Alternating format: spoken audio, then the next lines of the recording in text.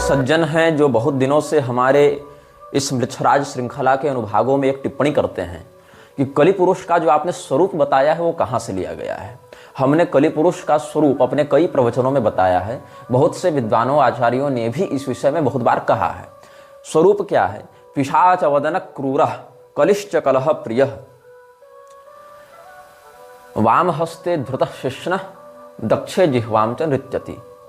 भाव क्या है कि बहुत क्रूर पिशाच के समान जिसकी मुखाकृति है, कलह में जिसको बड़ा मन लगता है, कलह से जो प्रेम करता है, अपने बाएं हाथ में लिंग को पकड़कर और दाहिने हाथ में जिह्वा को पकड़कर जो नृत्य कर रहा है, ऐसा स्वरूप कलियुग का बताया गया है। और इसी कलि पुरुष की आराधना करके मृच्छराज वर्तमान वाले ने भी और पहले वालों ने भी बहुत कुछ उपद्रव किया और आगे करने की योजना बनाते रहते हैं और अपने अनुयायियों को, अपने आराधकों को प्रत्यक्ष रूप से अथवा परोक्ष रूप से लोगों में अधर्म को ही धर्म के रूप में प्रतिस्थापित करने के लिए भेजते रहते हैं। इतना आपको हमने बोध पहले भी करा दिया था। अब उस सज्जन ने यह प्रश्न किया है कि ये ध्यान कहाँ का है, ये जो भाव है वो कहाँ वर्णित है।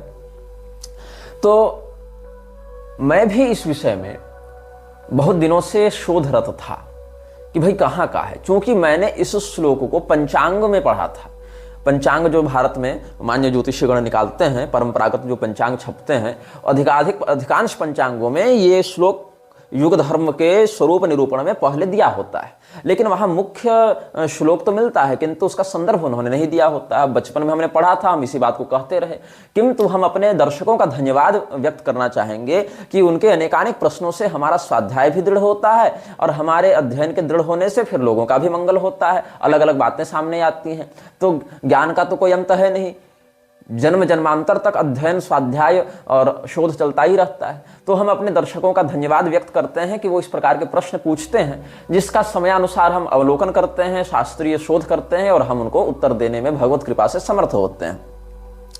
हम आपको ब्रह्म वैवर्त पुराण के तृतीय खंड के परिशिष्ट के रूप में व्यक्त किए गए काशी रहस्य से एक भाव व्यक्त करना चाहेंगे और इस भाव को आप समझेंगे तो आगे बहुत सी संस्थाओं के षड्यंत्र को समझने में आपको सुविधा होगी। जैसा कि पहले हमने योगानंद के विषय में बताया, जैसा कि हम वर्तमान में इस्कॉन के विषय में बता रहे हैं, महेश योगी इत्यादि के बारे में भी बता चुके हैं। आगे विवेकानंद, आरएसएस और गायत्री परिवार या ब्रह्मा कुमारी या ओशो या और भी इस प्रकार के अनुकूल ठाकुर, ये सब के ऊपर भी बातें आएंगी। और फिर हम बात करेंगे पॉलिटिकल लोगों पर, हम बात करेंगे नेहरू पर, हम बात करेंगे गांधी पर, हम बात करेंगे सुभाष पर, हम बात करेंगे सावरकर पर, हम बात करेंगे गांधी गोडसे के मध्य हुए झपड़ पर, हम बात करेंगे इंदिरा पर, हम बात करेंगे लाल बहादुर शास्त्री पर, हम बात करेंगे नरेंद्र मोदी पर, हम बात करेंगे अटल बिहारी वाजपेयी पर। ऐसे लोगों पर जो प्रत्यक्षतः इस देश की सत्ता में बैठकर इस देश को अपने हिसाब से चलाने के चक्कर में किस प्रकार से दुर्गति में डालते आ रहे हैं अथवा निकालने का प्रयास करते आ रहे हैं अलग अलग घटनाओं के माध्यम से। इसके अनंतर हम इस श्रृंखला में इन विषयों पर भी चर्चा करेंगे कि कैसे मृच्छराज के द्वारा भेजे गए ईसाइयों के द्वारा, मुसलमानों के द्वारा, बौद्धों के द्वारा इस देश की मूल संस्कृति अवधारणा को विकृत किया गया है, चाहे तलवार से, चाहे कलम से, चाहे मीठा खिलाकर, चाहे जहर चटाकर। हम इस्लाम के विस्तार पर चर्चा करेंगे, हम ईसाइयत के विस्तार पर चर्चा करेंगे, उनके शासन तंत्र पर इन्फ्लुएंस के विषय में, प्रभाव के विषय में चर्चा करेंगे, धार्मिक जगत पर उनकी क्या व्याप्ति हो रही है, कैसे संक्रमण हो रहा है, बहुत से विषयों पर चर्चा करेंगे। तो ये श्रृंखला लंबी चलने वाली है और आप लोग बारंबार टिप्पणी कर करके कहते हैं इसके बारे में बताओ, उसके बारे में बताओ। हम डिपॉपुलेशन एजेंडा पर बात करेंगे, हम वैक्सीनेशन पर बात करेंगे, हम ग्रीन रिवॉल्यूशन, व्हाइट रिवॉल्यूशन सब पर बात करेंगे, हम नसबंदी पर भी बात करेंगे, हम मतलब जितने भी विषय तत्वों से जुड़े हैं, हम मेडिकल फार्मा पर बात करेंगे, मेडिकल माफिया, जुडिशियल माफिया, हम WEF सब पर बात करेंगे। लेकिन समय अनुसार, ऐसा नहीं कि आपके टिप्पणी कर देने से हम सारा काम धंधा छोड़ के और एक ही विषय पर भिड़ जावें, पड़ जावें कि नहीं यही बात है, ऐसी ही है, वैसी है। नहीं हो सकता है ऐसा, क्योंकि समय कम होता है, विषय अनंत होते हैं और उसकी अभिव्यक्ति करके फिर उसको एडिट करके फिर उसको अपलोड करके फिर आप सबों की प्रतिक्रियाओं की पुनः प्रतिक्रिया देने में ही बहुत समय निकलता है और मेरे पास इतना समय होता नहीं है। इसीलिए भगवत कृपा से, भगवत प्रेरणा से जितना मिल रहा है उतना आप ग्रहण करते जाएं और धैर्यपूर्वक आगे आने वाले विषयों की प्रतीक्षा करते रहें। यही आप सबों के प्रति हमारा परामर्श होगा। तो हम बात कर रहे थे कलयुग के स्वरूप की। चूंकि म्लेच्छराज ये सारे उपद्रव कलयुग को प्रसन्न करने के लिए करता है, कलिवृद्धि के लिए करता है, और कलयुग जितना पुष्ट होता है उतना ही म्लेच्छराज का बल बढ़ता है। म्लेच्छराज का बल बढ़ता है, उसके पैशाचिक ऐश्वर्य में वृद्धि होती है। तो म्लेच्छराज जिसकी आराधना करता है, ऐसा कलिपुरुष कैसा दिखता है, उसकी कार्य प्रणाली क्या है, उसके प्रभाव से क्या क्या परिणाम देखने को मिलते हैं, ये सब हम आपको प्रमाण के साथ बताएंगे, श्लोक के साथ बताएंगे, हिंदी सरल अनुवाद के साथ बताएंगे।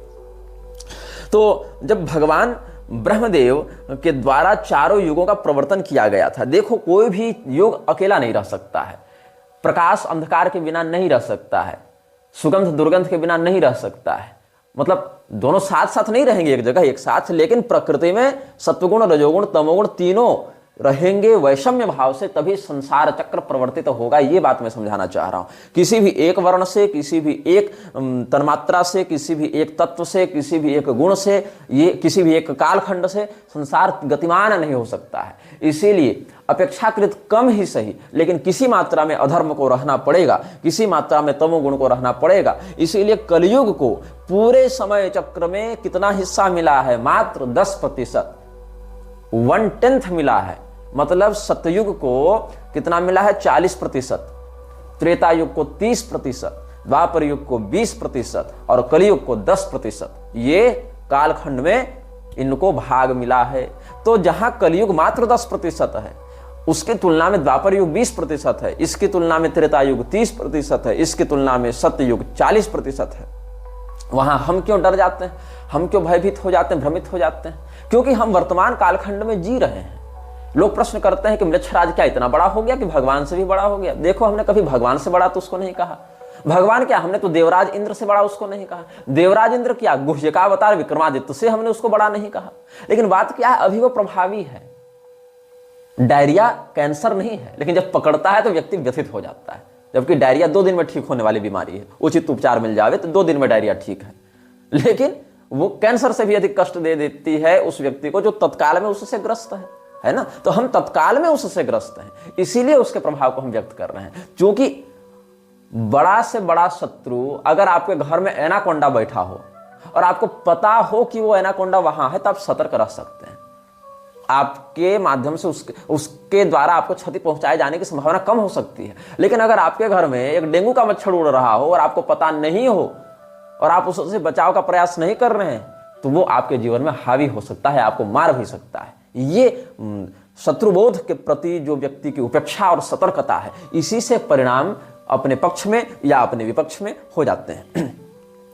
तो म्लेच्छराज की सत्ता उतनी बड़ी नहीं है जितना तुम लोग समझ बैठे हो। हाँ, वर्तमान में हमारे सापेक्ष, हमारे बोध, हमारी तैयारी के सापेक्ष बहुत दृढ़ है, इसीलिए हम उसको महत्वपूर्ण खतरे के रूप में आपके समक्ष व्यक्त करते हैं।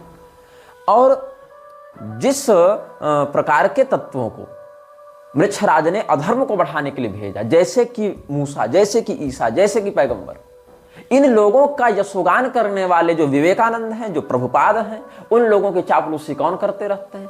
वे लोग जो हमारे धर्म जगत के प्रतिष्ठित विद्वान महापुरुष के रूप में देखे जा रहे हैं, जैसे कि स्वामी राघवाचार्य, जैसे कि स्वामी राजेंद्र दास देवाचार्य, मलुपीठ वाले प्रभुपाद की कितनी भर भर टोकरी प्रशंसा करते हैं। राघवाचार्य जी बेंगलोर जाके इस्कॉन के संस्थान में प्रभुपाद के सामने माथा टेक कर आए। हमने विरोध भी किया मंच से, उन्हीं के संप्रदाय वालों ने विरोध करने का साहस नहीं किया, लेकिन हमने किया, क्योंकि हमको धर्मनिष्ठा की आशा रहती है ऐसे लोगों से।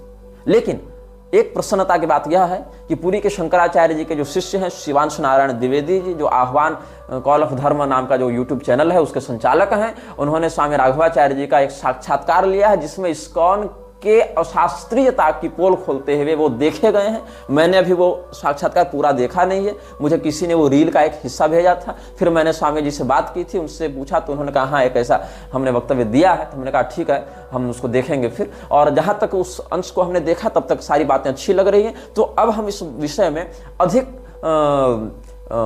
कोई बुरा नहीं मानते और एक प्रकार से यह चिंतन करते हैं कि राघवाचार्य जी बेंगलोर जाकर जो प्रभुपाद के सामने माथा टेकाए, उस दोष का कुछ समन इस साक्षात्कार के माध्यम से हो गया।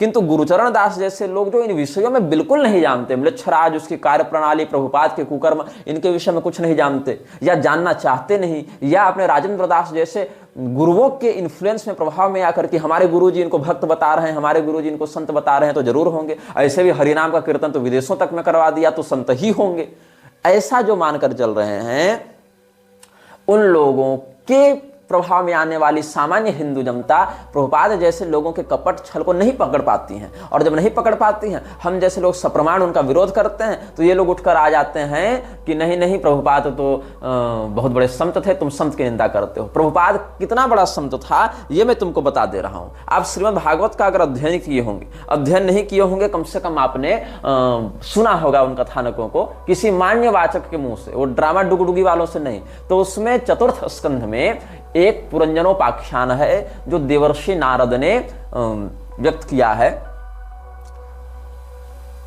तो अविज्ञात और पुरंजन के माध्यम से वहां पर ब्रह्म और जीव के संबंध और उनके सांसारिक व्यामोह में फंसने या न फंसने के विषय में बताया गया है। तो वहां एक प्रकरण आता है जब राजा पुरंजन अपने मित्र अविज्ञात के साथ भारत भूमि में अपने योग्य निवास स्थान की खोज में रहते हैं। एक बहुत सुंदर दुर्ग का दर्शन होता है, नवद्वार समन्वित उस पुर में जब राजा पुरंजन प्रविष्ट होते हैं तो अविज्ञात बाहर ही निकल जाते हैं, वो नहीं फंसते हैं उन सभी विलासित बातों में। तो राजा पुरंजन को वहां एक बहुत ही सुंदर स्वरूप वाली स्त्री दिखाई पड़ती है। उस स्त्री के रक्षक के रूप में एक पंचमुखी सर्प था, 10 सेवक हैं, सैकड़ों सेविकाएं हैं, ये सब बातें हैं, वो सब आप हमारे या किसी मान्य विद्वान के प्रवचनों में सुन सकते हैं। पुरंजनोपाख्यान के विषय में बहुत से वक्तव्य यूट्यूब पर भी आपको उपलब्ध होंगे। तो उस स्त्री से, उस रमणी से प्रेम का अनुभव करने के कारण राजा पुरंजन ने बड़ी चातुरी के साथ, बड़े केली कला निपुणता के साथ प्रेम प्रस्ताव रखा है, और उस स्त्री ने उसके प्रेम प्रस्ताव को स्वीकार भी किया है। और प्रेम प्रस्ताव को स्वीकार करने के समय उसने एक बात कही है, पितृदेवर्षि मर्त्यानाम भूतानाम आत्मनश्चह क्षम्यम वदन्ति शरणम भवेस्मिन् यद गृहाश्रम। हम लोग गृहस्थ धर्म का पालन करते हैं, मतलब आप हमसे जो विवाह करना चाहते हैं, हम इस प्रस्ताव को स्वीकार करते हैं। कौन कह रही है? वो स्त्री।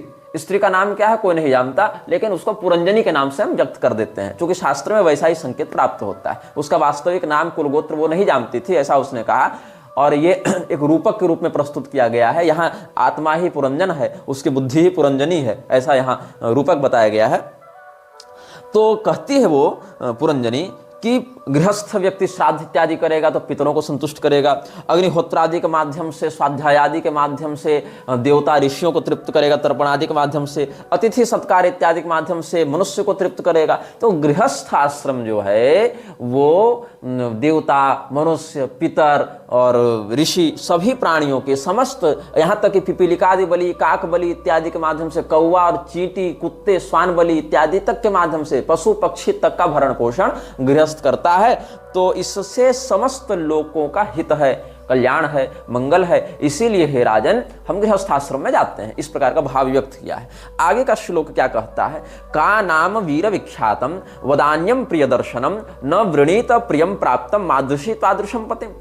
हे राजन, आपने हमारे सौंदर्य की, हमारे लावण्य की प्रशंसा की है, तो ऐसा नहीं कि हम ही केवल इतनी सुंदरी हैं, आप भी परम सुंदर हैं, आप बड़े वीर हैं, बड़े उदात्त चरित्र वाले नायक हैं, आप बड़े विख्यात हैं। तो कौन सी ऐसी स्त्री होगी जो आप जैसे सज्जन आर्य पुरुष को अपना पति स्वीकार नहीं करना चाहेगी?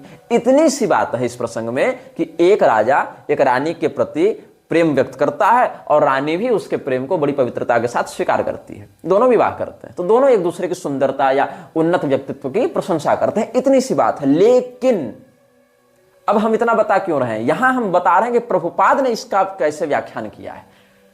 जिस प्रभुपाद को तुम संत मानते हो और हमारे कथित जगतगुरु लोग जिस प्रभुपाद को बड़ा संत बताते फिरते हैं, उस व्यक्ति ने यहां पर क्या अर्थ किया है जिस अर्थ का कोई तालमेल नहीं इस प्रसंग से। अगर श्लोक में ऐसा कोई भाव प्रतीत होता तो समझ में आता कि हाँ श्लोक में ऐसा भाव है तो कह रहा है व्यक्ति। टीकाकार श्लोक के विरुद्ध तो टीका करेगा नहीं, अगर अच्छा टीकाकार है तो। लेकिन यहां पर श्लोक में कोई ऐसा भाव नहीं है, फिर भी अपने से घुसाया है प्रभुपाद ने अनुवाद में। भागवत महापुराण की उसकी टीका को पढ़ना, क्या लिखता है यहां जो है ना, का नाम वीर विख्यातम वदान्यम प्रिय दर्शनम। तो यहां विख्यातम शब्द पर जो व्याख्या की है प्रभुपाद ने, वो क्या कहता है? In this regard the word विख्यातम इज वेरी सिग्निफिकेंट। इस प्रसंग में विख्यातम शब्द बहुत महत्वपूर्ण है। बहुत अच्छी बात है। क्या महत्व है इसका? तो a man is always famous for his aggression toward a beautiful man women. हाँ, a man is always famous for his aggression toward a beautiful women and such aggression is sometimes considered a rape. कोई व्यक्ति, विख्यात का क्या अर्थ है? प्रसिद्ध, famous. विख्यात मतलब फेमस, प्रसिद्ध, सभी लोग उसके बारे में जान रहे हो, उसका अच्छा नाम हो, इतना ही है। अब अच्छा नाम, विख्याति किस उद्देश्य से होनी चाहिए? अगर कोई बहुत बड़ा कवि हो, बहुत पराक्रम योद्धा हो, बहुत अच्छा प्रियदर्शन रूप हो उसका, या बहुत अच्छा वो ज्ञानी हो, मतलब उसके व्यक्तित्व में कोई बढ़िया गुण हो जो सामान्यतया अन्य लोगों में न देखा जाए, चाहे बहुत पराक्रमी हो, बहुत धनी हो, बहुत ज्ञानी हो, बहुत करुणामय उदार चरित्र वाला हो, बहुत परोपकारी हो, बहुत बलिष्ठ हो, मतलब कुछ हो ऐसा जो सद्गुणी हो और वह सद्गुण सामान्यतया अन्य लोगों में उतनी मात्रा में न देखा जाए, तब कोई व्यक्ति विख्यात होता है। ये क्या कहता है कि कोई व्यक्ति अगर किसी महिला के प्रति आक्रामक होकर व्यवहार करता है और कई बार ये आक्रामकता बलात्कार में, रेप में प्रवृत्त हो जाती है, तो वो व्यक्ति फेमस हो जाता है। और विख्यातम का यही अर्थ है। इस मूर्ख को कोई पढ़ावे कि उसको विख्याति नहीं कहते। बलात्कारी विख्यात नहीं होते, कुख्यात होते हैं।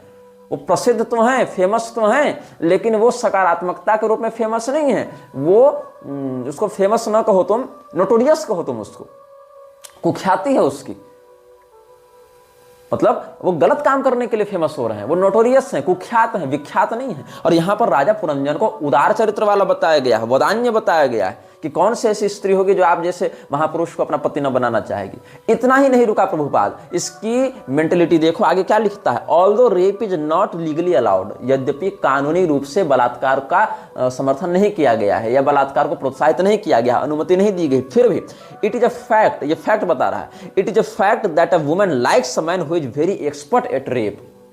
ये क्या कहता है कि औरत, यहां पर औरत ही कहूंगा, औरत हालांकि एक अच्छा शब्द नहीं है, लेकिन इसकी भाषा में वही है कि जो स्त्री बलात्कार करने वाले पुरुष के प्रति आकर्षित हो, मतलब वो भी मानसिक रूप से स्वस्थ नहीं है। जो स्त्री बलात्कार को एंजॉय करे, मतलब वो यौन रोग से या किसी यौन मानसिक विकार से ग्रस्त है, वो अपनी स्वस्थ मानसिक स्थिति में नहीं है। और उस स्त्री की मनस्थिति को संसार की समस्त स्त्रियों में आरोपित करके उसको जनरलाइज नहीं किया जा सकता है, इस भावना का सामान्यीकरण नहीं किया जा सकता है। कोई व्यक्ति अगर बलात्कारी मानसिकता का व्यक्ति है, कोई व्यक्ति 5-6 साल की बच्ची को देखकर भी अगर उसके प्रति बलात्कार की भावना कर रहा है, युवावस्था को छोड़ दो, मान लो मन भटक गया, हालांकि वहां नहीं होना चाहिए, लेकिन चलो युवावस्था थी, लेकिन 5-5 साल की बच्ची को देखकर भी मन भटक जा रहा है तुम्हारा, इसका अर्थ है तुम मनोरोगी हो, तुम स्वस्थ मानसिकता से नहीं हो। और तुम्हारी मानसिकता को समाज में समस्त पुरुषों के लिए जनरलाइज नहीं किया जा सकता है, ये एक तथ्य है, ये फैक्ट है। लेकिन प्रभुपाद यहां क्या लिखता है कि नहीं, फैक्ट क्या है? It is a fact although rape is not legally allowed, it is a fact that a woman likes a man who is very expert at rape. मतलब प्रभुपाद ये मानता था कि स्त्री के लिए वह पुरुष विख्यात है जो उसके प्रति आक्रामक हो, और यह आक्रामकता कई बार बलात्कार में भी परिणत हो सकती है। और जो पुरुष बलात्कार में निपुण होता है, स्त्री उससे प्रेम करती है, उसके प्रति आकर्षित होती है और उसको पसंद करती है। यह प्रभुपाद की मानसिकता है। जो प्रभुपाद श्रीमद् भागवत जैसे ब्रह्म विद्या शास्त्र की ऐसी कुव्याख्या कर सकता है, नारद प्राचीन बरही संवाद के अंतर्गत जीव को ब्रह्म स्वरूप से विनियोजित करने वाले पुरंजनोपाख्यान के अंतर्गत आने वाले प्रसंग की, जहां श्लोक में भी ऐसा कोई भाव नहीं है, ऐसी विकृतिपूर्ण व्याख्या कर सकता है, वो श्रीमद् भगवद गीता की क्या दुर्गति किया होगा व्याख्या करके, ये तुम अनुमान लगा लो। और चलो, इसको तुम अगर कोइंसिडेंस मान लेते हो, इसी प्रसंग के अगले अध्याय में, 26वें अध्याय में हम ये चिंतन करते हैं। वहां क्या होता है, राजा पुरंजन अपनी पत्नी से बड़ा प्रेम करते हैं, विवाह हो गया इनका, बड़ा प्रेम करते थे, एकदम दिन भर छाया के समान लगे रहते थे, खाने पर खाते, सोने पर सोते, हंसने पर हंसते, नहाने पर नहाते, मतलब बिल्कुल पत्नी के साथ लगे रहते। एक दिन अपनी पत्नी से अनुमति लिए बिना या उसको साथ लिए बिना या उसको सूचित किए बिना राजा पुरंजन शिकार खेलने चले गए।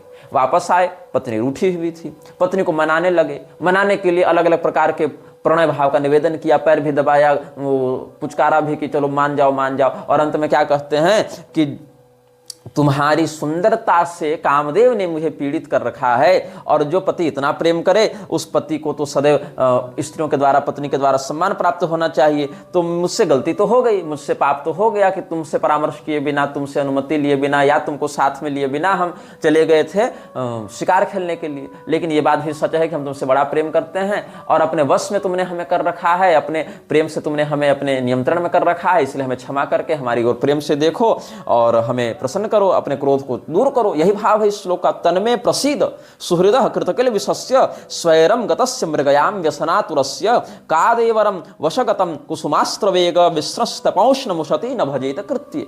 ये हमने आपको सरल में इसका अर्थ बता दिया। प्रभुपाद ने इस श्लोक की व्याख्या में क्या लिखा है, वो क्या लिखता है, generally when a woman is attacked by a man whether her husband और some other man she enjoys the attack being too lusty.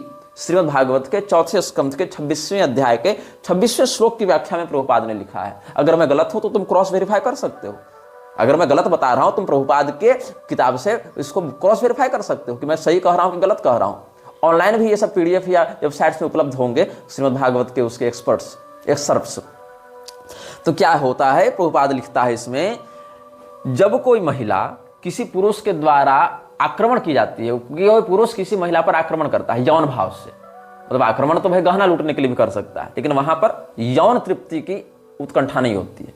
मतलब अगर कोई महिला का मंगलसूत्र छीनकर भाग रहा है उसका अलग भाव बनेगा, लेकिन कोई रेप करना चाह रहा है उसका अलग भाव बनेगा।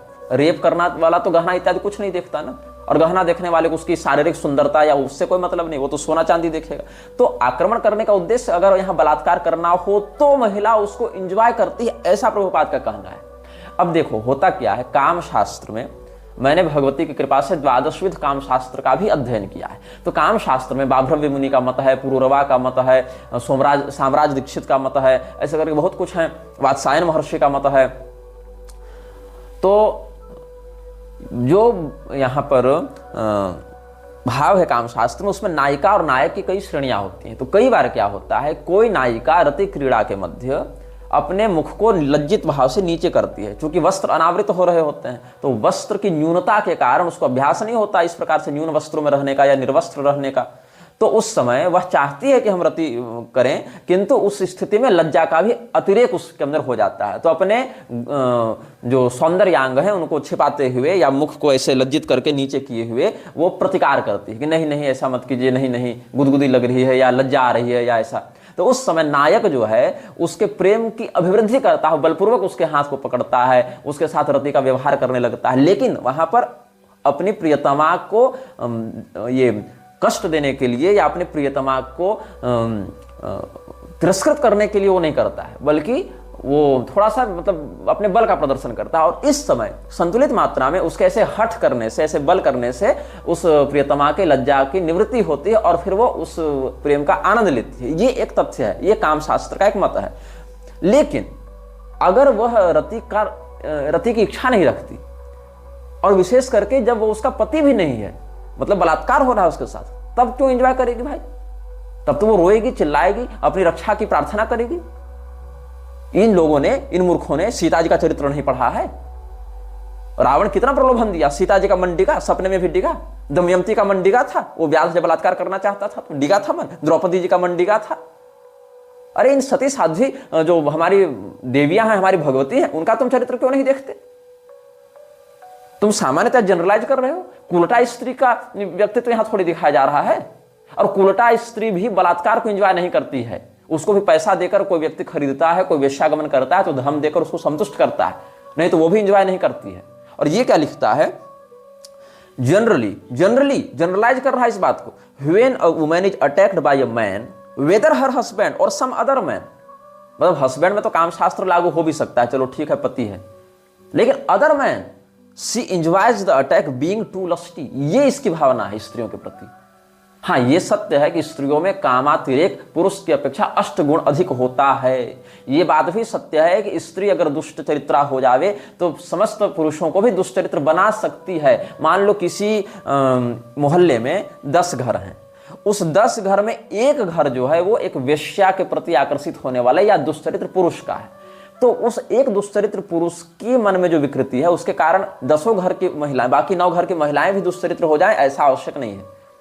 लेकिन अगर एक घर की महिला दुश्चरित्रा है तो वो संकेत स्थान का प्रयोग करके पूरे मोहल्ले को भी भ्रष्ट कर सकती है, क्योंकि अगर महिला स्वयं से पहल करे तो पुरुष के भटकने की संभावनाएं बहुत बढ़ जाती हैं और महिला उसको गोपनीय रखती, इसीलिए वो विकृति कितनी फैलती कोई नहीं जानता। व्यभिचार को महिला ही छिपाकर प्रश्रय देती है, ये सत्य है। अगर महिला अपने चरित्र पर निष्णात रहे तो अगर उसके साथ कोई बलात्कार करने आ भी जाए तो वो छिपेगा नहीं, वो दंडित होगा समाज के द्वारा, वो पर्दा उसका खुल जाएगा। लेकिन अगर वही छिपाने पर आ जावे, वही अगर प्रोत्साहित करने लग जावे तो सैकड़ों पुरुषों को व्यभिचारी बना सकती है। और अगर सच्चरित्रा तो एक ही पुरुष के व्यभिचार के इसमें प्रस्तावन पर उसका जो है वो जीवन बिगाड़ देगी, ये बात होती है। लेकिन प्रभुपाद ने क्या कहा, दोनों बातों का आप देखें, 25वें अध्याय के 40-41 श्लोक और 26वें अध्याय के 26वें श्लोक, चौथे स्कंद से बता रहा हूं। क्या लिखता है, In this regard, the word Vikyatam is very significant. A man is always famous for his aggression toward a beautiful woman, and such aggression is sometimes considered rape. Although rape is not legally allowed, it is a fact that a woman likes a man who is very expert at rape. Generally, when a woman is attacked by a man, whether her husband or some other man, she enjoys the attack, being too lusty. ये विचार है प्रभुपाद के। और प्रभुपाद जो है वो शिव पुराण इत्यादि की खूब निंदा करता था। प्रमाण नहीं मानेंगे हम इन बातों को, ये सब प्रामाणिक नहीं है ग्रंथ, तामसी पुराण है, इनको हम नहीं मानेंगे। तो किसको मानेंगे, तो क्या मानेंगे, तो क्या लिखता है, we have got this opportunity. ये कहां है, भागवत का जब ये प्रवचन कर रहा था सैन फ्रांसिस्को में बैठकर, प्रभुपाद सैन फ्रांसिस्को में 13 मार्च 1967 ईस्वी को 13th of March 1967 sitting in San Francisco giving lecture on Bhagavat, Prabhupada states, क्या कहता है Prabhupada, we have got this opportunity, this human form of life with sense so that we can understand the Shrimad Bhagavatam, Bhagavad Gita और Bible और Quran. These are meant for civilized human society, these are the real words of Prabhupada when he was giving lecture on Srimad Bhagavat sitting in San Francisco on 13th of March 1967। क्या कहता है प्रभुपाद, हमें ये अवसर मिला है, ये मनुष्य जीवन और ये प्रज्ञा मिली है, ये बुद्धि मिली है ताकि हम समझ सकें उन ग्रंथों को जो सभ्य मानव समाज के लिए बनाए गए हैं, जैसे कि श्रीमद् भागवत, भागवत गीता, बाइबल या कुरान। अगर शिव पुराण से कोई प्रमाण इन लोगों को दो, इन लोगों को स्कंद पुराण से कोई प्रमाण दो, इनको अगर ऐसे किसी ग्रंथ से प्रमाण दो जहां भगवती दुर्गा का चरित्र महात्म्य बताया गया है, जहां गणेश पुराण हो, देवी भागवत हो, तो वो सब क्या कहेंगे, ये सब अप्रमाण है, ये सब मायावादी ग्रंथ हैं, ये सब हम नहीं मानते। लेकिन मानव जीवन क्यों मिला है इसको, कुरान और बाइबल पढ़ने के लिए, और गीता और भागवत को ये कुरान और बाइबल के समकक्ष रख रहा है। मतलब इसके लिए कुरान और गीता में कोई अंतर नहीं, बाइबल और भागवत में कोई अंतर नहीं, ये इसकी बुद्धि। लेकिन इसको शिव पुराण और भागवत में भेद दिख जाता है, ये प्रभुपाद की ओरिजिनल वाणी है। अब बताओ, बाइबल और कुरान को भागवत महापुराण और गीता के समतुल्य समझने वाला और स्वयं को उसको समझने के लिए मानव जीवन प्राप्त हुआ ऐसा कहने वाला व्यक्ति चैतन्य महाप्रभु का अनुयायी है, मध्वाचार्य जी का अनुयायी है, गौड़ी संप्रदाय का आचार्य है, और ये सब आजकल के कथित बड़े बड़े जगत गुरु और महामंडलेश्वर इसको प्रणाम करते हैं। और आगे देख लो क्या होता है। 1 जुलाई 1976 को जब अक्षयानंद ये सबसे बात नहीं, ये जब बात हो रही थी, अक्षयानंद को तो गाली दिया था इसने, अखोयानंद या क्या नाम है इसका, स्वामी करपात्री जी और स्वामी अखंडानंद जी वो क्या कहा था इसने, it is very popular amongst the Mayavadi people you speak of all now the so called Vedantis they are speaking on Shrimad Bhagavatam distorting. मतलब आजकल के जो मायावादी वेदांती हैं, जिनको शंकराचार्य की परंपरा वालों को खूब गाली देता था ना प्रभुपाद, लेकिन कभी इसने ईसा मसीह को कुछ नहीं भला बुरा कहा, क्योंकि तुरंत विदेश वाले 2-2 लाख देकर निकाल देते वहां से। लेकिन उनका पैसा चाहिए था, उनको अपनी ओर कल्ट बनाकर आकर्षित करना था। स्वामी करपात्री जी जब भागवत महापुराण पर प्रवचन करते थे तो क्या प्रौढ़ता थी उनके व्याख्यान में, अगर आपने सुना है या पढ़ा है तो समझ सकते हैं। स्वामी अखंडानंद जी कितना बढ़िया प्रवचन करते थे, उनके भागवत के मर्म को अगर तुम पढ़ने बैठो, सुनने बैठो, समझने बैठो तो वहां से निकलने मन नहीं करेगा, वहां डूबे रहने मन करेगा। एक एक श्लोक पर ऐसा भाव प्रस्तुत करते थे ये दोनों महापुरुष। और मलुक पीठ वाले महाराज जी भी इन दोनों महापुरुषों की खुलेआम सराहना करते हैं, मंच से प्रशंसा करते हैं, और कई मामलों में इनका संदर्भ देकर उदाहरण भी देते हैं। राघवाचार्य जी भी ऐसा करते हैं, पुरी के शंकराचार्य जी भी ऐसा करते हैं, मतलब जो भी इस प्रकार से शास्त्रीय ग्रंथों से जुड़े लोग हैं वो ऐसा करते हैं। किंतु क्या कहा था इसने, प्रभुपाद ने, जो गीता और भागवत को कुरान और बाइबल के समतुल्य बता रहा है और प्रामाणिक बता रहा है कुरान बाइबल को, वो भागवत के प्रवचन करने पर करपात्री स्वामी को कहता था कि तुम तो भागवत के अर्थ को विकृत करते हो। जो रेप का समर्थन भागवत से करवा रहा है, बलात्कार का समर्थन भागवत से करवा रहा है, वो स्वामी करपात्री जी पर आक्षेप करता था कि तुम भागवत की गलत व्याख्या कर रहे हो। और क्या कहता था, रास्कल कहता था। अब बोलना पड़ेगा, लिखा है, कहा है इसने, इसलिए बोलना पड़ेगा, इसलिए मैं क्षमा चाहता हूं ऐसे महापुरुषों से। मेरा सैद्धांतिक विरोध हो भी जावे तो इस प्रकार की हम शब्दावली का प्रयोग नहीं करते हैं। Now the so called Vedantis they are speaking on Shrimad Bhagavatam distorting Akhandananda Karpatri the rascals, ऐसा इसने कहा है। स्वामी करपात्री जी के विरोध में अगर अभी हम ऐसे शब्द का प्रयोग कर दें, भगवत कृपा से नहीं करेंगे, लेकिन अगर कर दें तो कितने लोग मेरे विरुद्ध हो जाएंगे। तो लोग कहेंगे संत की निंदा करते हो, लेकिन इस्कॉन के संस्थापक प्रभुपाद के इन वास्तविक शब्दों पर कोई ध्यान नहीं दे रहा है। और आगे देखो, तुलसीदास जी के विषय में तो कह ही चुका है कि he is not pure Vaishnava, he has got Mayavadi touch. Tulsidas ji pure Vaishnav नहीं है, वो मायावादी प्रभाव में थे, ऐसा कह रहे हैं। लेकिन पैगंबर प्योर वैष्णव था, ईसा मसीह प्योर वैष्णव था, उस पर भी बाद में आएंगे इसके लिए। और क्या कह रहा है, चैतन्य चरितामृत पर जब ये व्याख्यान कर रहा था 1966 में, जब इस्कॉन शुरू बना था 27 नवंबर 1966 को, शुरू में ही, ये नहीं कि प्रभुपाद के मरने के बाद इस्कॉन गड़बड़ हो गया, शुरू की बात देख लो। If you stick to particular type of scripture, oh I am Christian, oh I can not go beyond my Bible, oh I am Hindu, oh I am can not go beyond my Vedas Puranas Mahabharata, oh I am Muslim, I can not go beyond my Quran, but you will find because we are all foolish and we will find there is difference between Quran, difference between Bible, and actually there is no difference.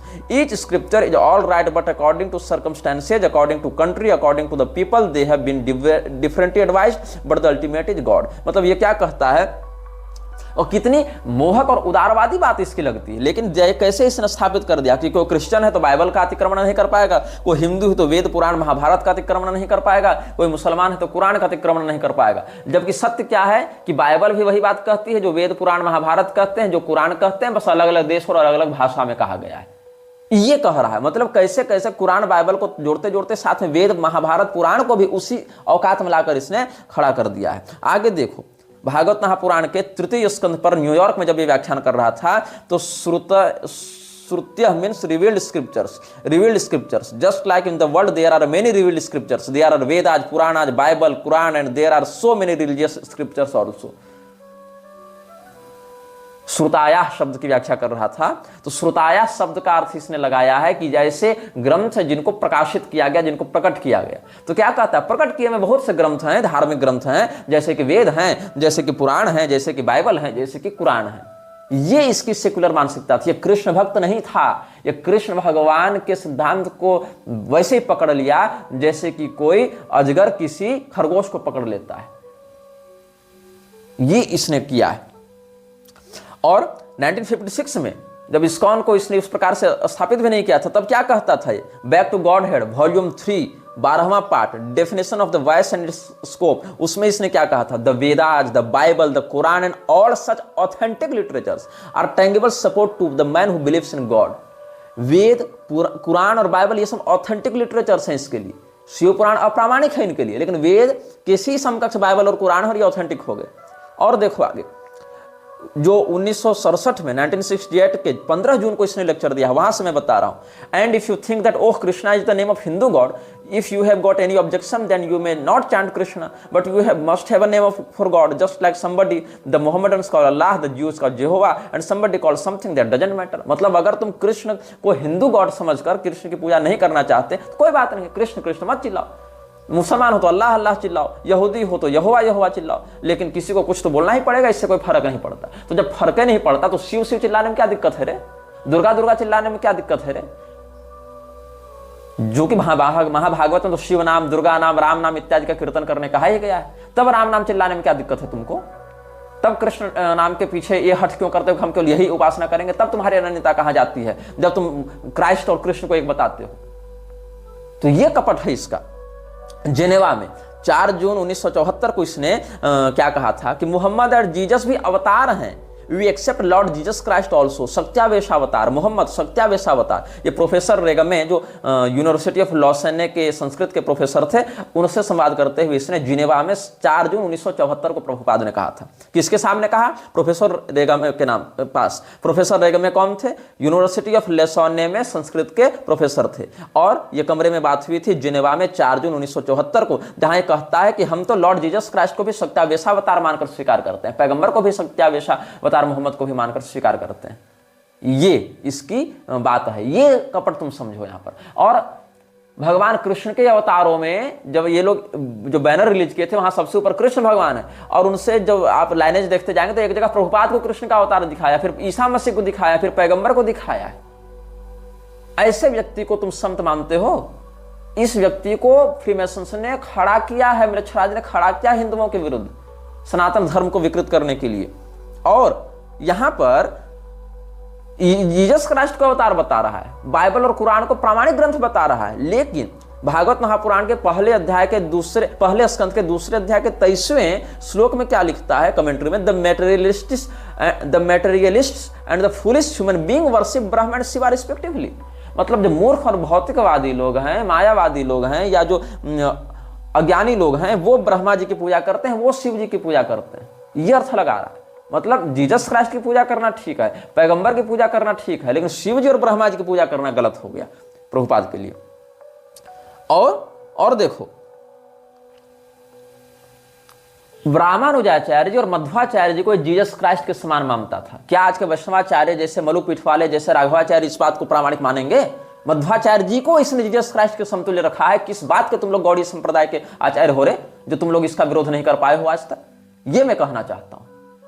तुम लोग मेरे ऊपर आक्षेप करते हो कि तुम वैष्णवाचार्यों की निंदा करते हो। मैं ही हूं जो वैष्णवाचार्यों के सम्मान के लिए मुखर होकर कहता हूं, और तुम्हारे अंदर जो घुसपैठ है ना, उसको खींच खींच कर बाहर निकालता हूं, जिंदा पोस्टमार्टम करके बाहर निकालता हूं। तो यहां पर क्या हो रहा है, क्या कहता है ये भागवत महापुराण के दूसरे स्कंद के दूसरे अध्याय के 36वें श्लोक की कमेंट्री में? All the great acharya like Ramanuja, Madhva, Chaitanya, Saraswati Thakur, और even in other countries Mohammed, Christ and others have all extensively glorified the Lord by chanting always in every place. यहां पर मोहम्मद और जीसस को रामानुजाचार्य, मध्वाचार्य, चैतन्य महाप्रभु के समकक्ष इसने रख दिया है। और भागवत महापुराण के दूसरे स्कंद के दूसरे अध्याय की 31वें श्लोक की कमेंट्री में क्या लिखता है? To be more clear, if one wants to attain the stage of love of Godhead, he must give up all desires for material enjoyment. He should refrain from worshipping any of the demigods, and he should devote himself only to the worship of the supreme personality of Godhead. मतलब केवल भगवान कृष्ण ही godhead हैं, supreme हैं, और बाकी Demi God's हैं। लेकिन पैगंबर को तुम मानोगे कि उसकी पूजा करनी चाहिए, वो सच्चा आचार्य था। ईसा मसीह को मानोगे, और बाकी लोग शिव जी, ब्रह्मा जी सब डेमी गॉड्स हैं। अरे कम से कम भगवान ने रुद्राणाम शंकरश्चास्मि वित्तेषु यक्षरक्षसाम तो कहा, वह सुनाम पावकश्चास्मि तो कहा। डेमी गॉड ही अगर मानना है तुमको, परब्रह्म नहीं मानते हो रे नालायक हो, तो कम से कम भगवत विभूति में तो गिनो। यहाँ जीसस क्राइस्ट भगवत विभूति में आ रहे हैं, लेकिन शिव जी नहीं आ रहे इनके लिए। ये इनका कपट है, ये इनका द्वेष है। और Maitreya was a great sage and a learn scholar philosopher but not a pure devotee of the Lord. Maitreya मुनि जो विदुर जी को भगवान की इतनी सुंदर भक्ति बता रहे हैं, इतना सुंदर गजब का ज्ञान दे रहे हैं। मैत्रेय मुनि जो भागवत महापुराण का विदुर जी, परम भागवत परम भक्त विदुर जी को उपदेश कर रहे हैं, वो प्रभुपाद के लिए सच्चे भक्त नहीं थे। गोस्वामी तुलसीदास जी सच्चे भक्त नहीं थे, इसके लिए तो दुर्वासा मुनि भी सच्चे भक्त नहीं थे। जबकि ब्रह्म वैवर्त पुराण के प्रकृति खंड में शिव जी ने स्वयं दुर्वासा जी को भगवान कृष्ण का परम भक्त बताया है, वहां इसको प्रमाण नहीं मानेगा ये। मैत्रेय मुनि जो जिनके पास भगवान के परम भक्त उद्धव जी ने परम भक्त विदुर जी को ज्ञान लेने भेजा, वो मैत्रेय जी इसके लिए भक्त नहीं थे प्रभुपाद के लिए। लेकिन जीसस क्राइस्ट बहुत बड़ा भक्त था, पैगंबर बहुत बड़ा भक्त था। और बहुत कुछ इसने लिखा है जिसके विषय में हम आपको अच्छा, वशिष्ठ मुनि जो भगवान श्री रामचंद्र जी के गुरु, सोचो कितने बड़े भक्त रहे होंगे। अत्रि मुनि जिनके यहाँ भगवान दत्तात्रेय पुत्र बनकर आए, ये लोग इसके लिए भगवान के भक्त नहीं थे। It appears that Vashishtha was not free from tamoguna, the mode of ignorance. Bhagavata Mahapurana के 9वें स्कंध में लिखते हैं ये लोग। अत्रि मुनि can not be counted among the pure devotees, मतलब अत्रि मुनि भी पवित्र भक्त में नहीं, जबकि अत्रि मुनि ने वैष्णवागम की अत्रि संहिता का उपदेश किया है। मतलब अत्रि मुनि जिनके पुत्र बनकर भगवान दत्तात्रेय के रूप में आए, वशिष्ठ मुनि जिनका शिष्यत्व श्री राम जी के रूप में भगवान ने स्वीकार किया, दुर्वासा मुनि जिनको गुरु रूप में भगवान ने अपना गोपियों को परिचय दिया, दुर्वासा जी हमारे गुरु हैं, ऐसे भक्त भी भक्त नहीं थे। गोस्वामी तुलसीदास भक्त नहीं, और ये मैत्रेय मुनि भक्त नहीं, दुर्वासा मुनि भक्त नहीं, वशिष्ठ जी भक्त नहीं, तो भक्त कौन? केवल प्रभुपाद इकलौता पैदा हुआ था भक्त बनकर, और कोई भक्त नहीं था। ये इनकी धूर्तता है। तो हमने आपको प्रभुपाद के ही वचनों से सब कुछ बताया कि कैसे ये लोग मूर्खता करते जा रहे हैं। और कलयुग के विषय में जो हम आपको बताना चाह रहे थे कि कलयुग किस प्रकार से उसका स्वरूप है या कलयुग का कैसा लक्षण है, ये सब हम आपको जो बता रहे थे। तो उस विषय में जब ब्रह्मा जी ने चारों युगों की रचना की थी, तो चारों युगों में अलग अलग कालमान है, जिसमें कलयुग का हिस्सा 10% है, द्वापर युग का हिस्सा 20% है, त्रेता युग का 30% है, और सतयुग का 40% है। तो यहाँ पर ब्रह्मा जी ने जो सतयुग का स्वरूप बताया है वो कैसा है? सत्यम वैराग्य बहुलम ज्ञानवत पूर्ण विग्रहम यज्ञोपवीताक्षमाल प्रकोष्ठम ब्राह्मण प्रियम। सत्य स्वरूपी, जिसमें वैराग्य की प्रधानता हो, जो ज्ञान से परिपूर्ण हो, जिसका स्वरूप जो है यज्ञोपवीत से युक्त हो, अक्षमालिका से युक्त हो, ऐसा ब्राह्मण प्रिय जो युग है वह सत्य युग है। इस प्रकार से अब त्रेता द्वापर इत्यादि का देखो। त्रेताद्रुत तनु सद्भीर जुह्वन सुर्व करो वृषः धर्म प्रवर्तकश्चापि प्रिय धर्म प्रकृतिता। त्रेता युग का कैसा स्वरूप है? सतयुग का तो जप करते हुए है कि यज्ञोपवीत है, ब्राह्मण के स्वरूप में है, जप कर रहे हैं, और जप करते हुए सत्य युक्त होकर ज्ञान वैराग्य से परिपूर्ण जिनका विग्रह है वो सत्य युग हो गए। अब ऐसे अलग अलग भाव भी हैं, लेकिन यहाँ चारों युगों का हम बता दे रहे हैं। फिर त्रेता युग का कैसा है? त्रेता युग बिल्कुल आदृत तनु है, भस्म इत्यादि से आदृत है जिनका शरीर, और कर्मकांड में इनकी निपुणता है। मतलब ज्ञान कांड प्रधान कौन हो गए? सतयुग, और कर्मकांड प्रधान हो गए त्रेतायुग। और सज्जनों से घिरे होकर सूर्य को हाथ में लेकर हवन कर रहे हैं, यज्ञ कर रहे हैं, और धर्म को बढ़ा रहे हैं, धर्म का प्रिय कर रहे हैं, ऐसा त्रेतायुग का स्वरूप है। द्वापर युग का कैसा है? द्वापर युग में थोड़ी सी कपट वृत्ति, थोड़ा सा कलह भाव भी लग जाता है। द्वापर खड्ग खट्वांग पाणि सर धनुर्धर लक्षणैर लक्षितः शांतः पुण्य पापात्मक कटु। द्वापर युग के हाथ में खड्ग है, कटार है और धनुष बाण है, लेकिन फिर भी शांत है, मतलब उग्र स्वभाव नहीं है, मतलब लड़ाई की मानसिकता है लेकिन लड़ाकू प्रवृत्ति का नहीं है। मतलब पराक्रमी है, योद्धा है, लेकिन लड़ाकू नहीं है। जैसे कोई व्यक्ति पराक्रमी होता है लेकिन झगड़ालू नहीं होता है, जरूरत पड़ने पर ही आवश्यकता अनुसार पराक्रम का प्रदर्शन करता है। जैसे हनुमान जी पराक्रमी है, अतुलित बलधाम है, लेकिन झगड़ालू नहीं है, शांत चित्त है। वैसे द्वापर युग का स्वरूप बताया गया। इसमें पुण्य भी कुछ है, कुछ पाप भी है। अब कलयुग का क्या है? कलेश स्वरूपम शृणुताथ विप्रा विवेकिनाम शीघ्र फलप्रदम यत् विचारहीना प्रयतम च बहुधा कलौ यतस्ते सुविचारहीना। हे ब्राह्मणों, कलयुग का स्वरूप सुनो। कलयुग का स्वरूप जानोगे तो विवेकी लोगों को शीघ्र फल प्राप्त हो जाएगा। कलयुग में विचारहीन व्यक्ति बढ़ेंगे, अबोध व्यक्ति बढ़ेंगे। तो कैसा है? पिशाच वदनः क्रूरः कलिह कलह वल्लभ। यहाँ थोड़ा पाठ भेद है, कलिश्च कलह प्रिय भी मिलता है। कलिह कलह वल्लभ वामेन शिष्णम दक्षिण जिह्वाम धृत्वा नरर्तच। यही भाव है। इसी का पाठ भेद हमने बताया था कि पिशाच के समान क्रूर शरीर वाला कलयुग जो कलह से बड़ा प्रेम करता है, बाएं हाथ से लिंग को पकड़कर दाहिने हाथ से जिह्वा को पकड़कर नाचता है। और पाणिना पामरैस्तुल्यः पुण्या पुण्य विमिश्रकः ब्रह्मणोग्रे हसन खिब्जन रुदन मुह्यन अवस्थितः स्मित पूर्वमुवाचैनं ब्रह्मा पद्मवरासनः। तो ब्रह्मा जी ने देखा अपने सामने कि कलयुग मेरे सामने अपने बाएं हाथ से लिंग और दक्षिण हाथ से जिह्वा को पकड़कर खूब पिशाच के समान क्रूरता पूर्वक हा हा हा करते हुए नाच रहा है, अट्टहास कर रहा है। उन्होंने पूछा, तुम ऐसा कर क्यों रहे हो? तुम्हारा ऐसा स्वरूप क्यों है? तब ब्रह्मा जी की बात सुनकर कलिपुरुष ने जो वचन दिया, जो उत्तर दिया, इसका भी हम आपको अगले अनुभाग में वर्णन करेंगे। कलिपुरुष को जो वंश परंपरा प्राप्त है, भगवान ब्रह्मा जी के वंश परंपरा में अधर्म, माया इत्यादि के माध्यम से जो इसका प्राकट हुआ, हिंसा, क्रोध इत्यादि के माध्यम से जो आगे बढ़ता गया है इसका परिवार, उसके विषय में हम पहले के अनुभागों में वक्तव्य दे चुके हैं। कलि पुरुष का स्वरूप कैसा है इसके विषय में हम पहले ही आप सबों को बता चुके हैं। तो यदि आप लोगों ने वो अनुभाग नहीं देखा है तो मृच्छराज श्रृंखला में वो आपको प्राप्त हो जाएगा। अनुभाग 7 में अगर आप जाएंगे तो कलि पुरुष का जन्म कैसे हुआ था, कल के पुराण में कलि पुरुष के बारे में क्या बताया गया है, ये सब भी आप सुन लेंगे। तो अनुभाग 7 एक बार देख लीजिएगा। और इस श्रृंखला की एक विचित्र बात यह है कि सभी अनुभागों को क्रमशः देखिएगा, तभी आगे के विषय स्पष्ट होंगे। ये नहीं कि बीच बीच में देख लिए तो स्पष्ट कर लेंगे, ऐसा नहीं। सारे अनुभाग इंटरकनेक्टेड हैं, अंतर्मिश्रित हैं, इसलिए क्रमशः देखेंगे तो ही सारी बात आपको समझ में आएगी। यह वीडियो जल्द ही हटा दिया जा सकता है। कृपया थर्ड पार्टी ऐप्स का उपयोग करके डाउनलोड करें। आप इस वीडियो को अपने चैनल पर फिर से अपलोड भी कर सकते हैं।